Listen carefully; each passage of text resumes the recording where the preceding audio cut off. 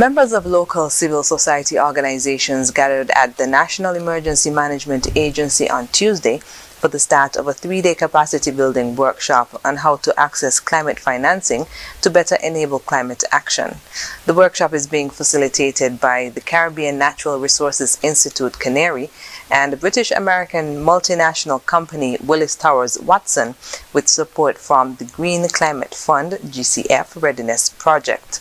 Senior Technical Officer and Resilience Lead at Canary, Ainka Granderson, explained the rationale behind the workshop.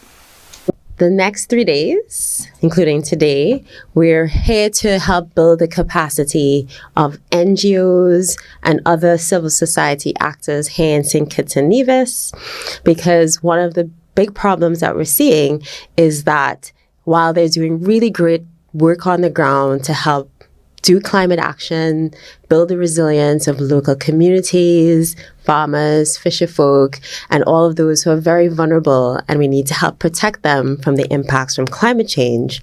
One of their big barriers is getting access to financing and resources that they need to be able to continue that good work, or even to scale it up so they can have more impact. So this workshop is about how they can improve access to climate finance. So that's the funding that's available internationally to fund climate change work.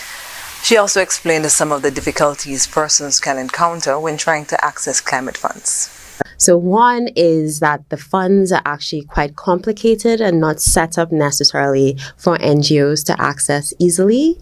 And so that's one thing that, we need to maybe advocate, in terms of them simplifying their processes and making it easier to access funds.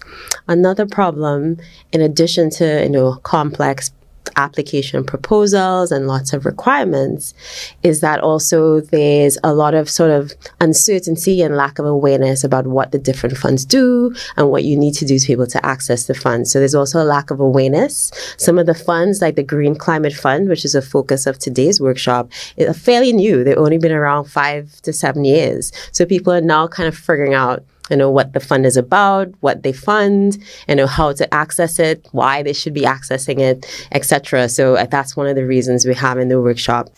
Ms. Granderson outlined some of the activities that will be held during the workshop. One of the first objectives of this workshop is to help them actually develop a project concept note, which is the first step to actually submitting a full funding proposal to these climate funds. So that's one of the key objectives. The other one is to help them better understand the requirements that go along with that submission, including integrating gender, so thinking about how women, men, boys, and girls are differently impacted by climate change and how their project is going to help address those problems, but not make them any worse.